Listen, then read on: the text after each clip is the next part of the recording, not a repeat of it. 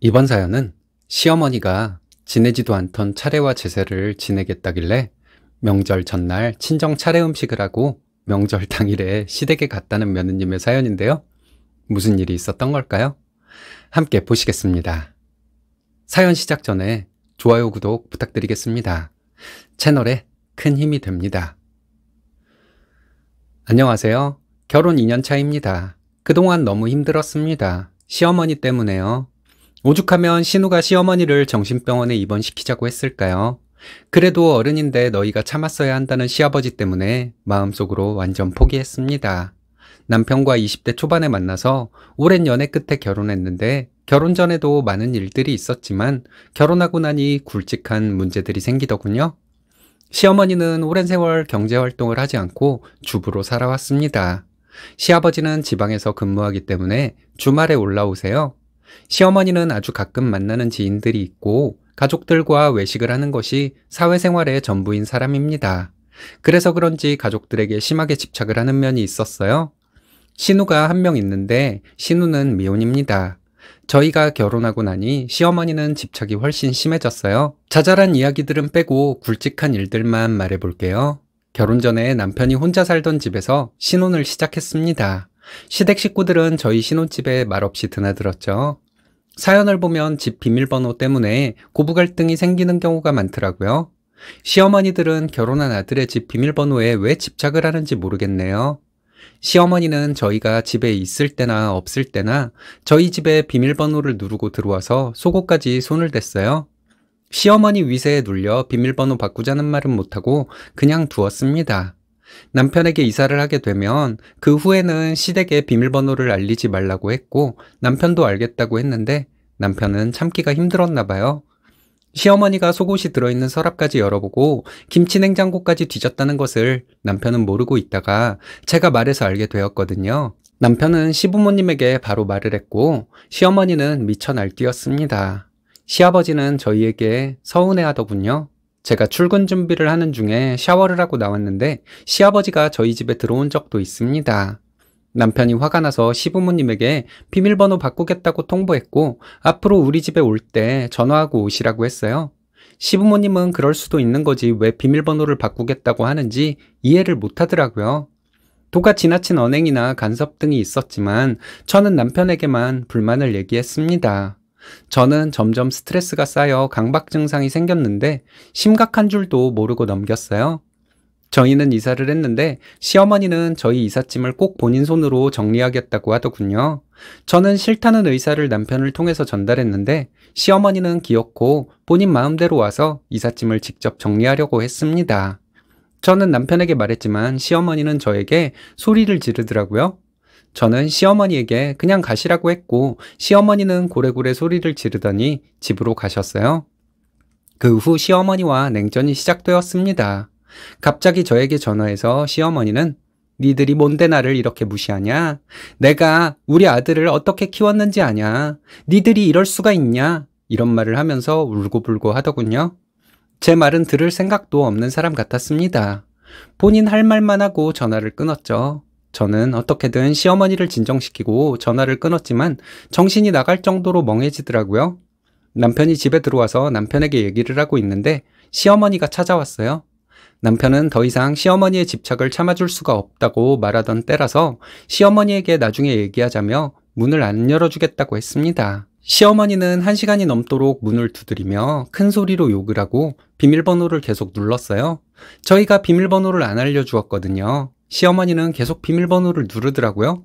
남편이 나가서 시어머니를 진정시키려고 했는데 말이 안 통했습니다. 그만 살 거다. 며느리 친정에 찾아가서 다 말할 거다.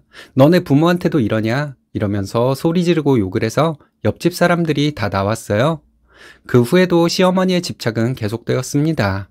남편과 저에게 업무 시간 상관없이 수십 번 전화를 하더라고요. 소리 지르고 욕하면서 본인 할 말만 하더군요. 본인이 뭘 잘못했냐고 시댁 식구들에게 말하고 거짓말을 섞어가며 말을 했지만 시댁 식구들은 시어머니의 말을 믿지는 않았습니다. 시아버지는 그래도 엄마인데 니들이 참았어야 한다고 말씀하시더군요. 시어머니는 가족들 모여 있는데 갑자기 사라지거나 세상을 떠나겠다고 가족들에게 말해서 신우는 시어머니를 병원에 모시자고 했어요. 시어머니는 본인을 정신이상자 취급한다고 또 난리를 치더군요. 본인 딸이 정신병원에 입원시키겠다고 했는데 제가 그렇게 말한 것처럼 떠들고 다녔습니다. 그 후에 1년 정도 시댁에 가지 않았습니다. 시부모님 생신 때 남편만 다녀왔어요. 저는 남편 통해서 음식만 보냈습니다. 시어머니는 남편에게 다시는 너희 집에 안 갈 거라고 말했대요. 남편은 이 말을 전하면서 시어머니가 자존심 때문에 본인이 한 말은 지킬 거라고 하더군요. 하지만 며칠 후에 시어머니가 저희 집에 왔습니다. 시어머니는 저희 집에 도착하기 10분 전에 전화를 했더군요. 이걸 나아졌다고 해야 할지, 저는 프리랜서로 집에서 일을 해요. 일거리가 많을 때는 밤새도록 일하고 낮에 자는 일도 많습니다. 한참 일을 할 때는 핸드폰 모음으로 해놓고 일하는 경우도 많고요. 시어머니는 반찬을 가져다 준다는 핑계로 저희 집에 왔는데 제가 전화를 안 받으니까 언젠가부터 문 앞에 두고 가더라고요. 근데 시어머니가 놓고 간 반찬만 봐도 손발이 떨렸습니다. 예전에는 초인종 소리만 들려도 가슴이 철렁 내려앉는 것 같았어요. 예전처럼 시댁에 자주 가는 것도 아니지만 이대로는 안 되겠더라고요. 정신이 건강해야 일도 할 수 있으니까요. 시어머니에게 주눅들어 있지만은 않겠다고 결심을 하게 되었습니다. 상견례 때 시어머니는 자식이 잘나지 못했다고 말했는데 저와 저희 부모님은 시어머니가 겸손한 말을 하는 것이라 생각했어요. 그런데 시어머니를 겪어보니 그냥 본인이 잘났고 자식보다 본인이 우선이고 오직 본인밖에 모르는 사람이더군요. 그러면서 왜 그렇게 결혼한 아들에게 광적으로 집착을 하는지 이해가 안 갔습니다. 시어머니는 주부로 살면서 설거지를 하는 것도 손해보는 거라고 생각하는 사람이에요. 그런 사람이 제사를 지냈겠어요? 제가 시어머니를 튕겨내기 시작하니 시어머니는 또 이상한 소리를 하더군요. 갑자기 집안규율을 세울 때가 됐다는 거예요. 이제 제사를 지내야겠답니다. 남편이 여태까지 지내지도 않던 제사를 왜 지내자는 거냐 했더니 또 고래고래 소리를 지르더군요. 스피커폰도 아닌데 남편 핸드폰에서 시어머니 목소리가 다 들릴 정도였습니다. 시어머니는 명절에 며느리가 쉬는 꼴 못 보겠다고 차례와 제사를 지내야 시댁 귀한 줄 알게 될 거라고 하시는데 예전처럼 떨리고 화가 나기보다는 시어머니가 괘씸하다는 생각밖에 안 들었어요. 시아버지 생신에 시댁에 갔더니 시어머니는 제가 평소에도 하는 일이 없는데 언제 일하냐면서 차례와 제사를 지내랍니다. 남편이 시어머니에게 괜한 분란 일으키지 말라고 했더니 시어머니는 또 소리 지르고 울고불고 하더군요. 시아버지는 이러지도 못하고 저러지도 못하고 시아버지는 말이 없어서 그렇지 옳고 그름을 잘 판단하지 못하는 것 같아요. 시어머니에게 직접 얘기했어요. 저는 제사를 안 지내봐서 모르겠는데 어머니도 지금까지 제사 안 지냈잖아요. 저는 해본 적이 한 번도 없지만 어머니는 예전에라도 해보셨을 테니 어머니가 직접 준비하세요. 이렇게 말했더니 시어머니는 남편에게 부모 알기를 우습게 한다고 다른 집 며느리들은 차례나 제사 때 정성을 다해 음식을 한다는데 우리 집 며느리는 시댁을 우습게 하는 거 아니냐고 소리를 질렀습니다. 시어머니에게 제사 지내겠다고 알겠다고 했습니다. 저를 괴롭히려고 했는데 제가 알겠다고 했더니 시어머니는 허탈한 표정이더라고요.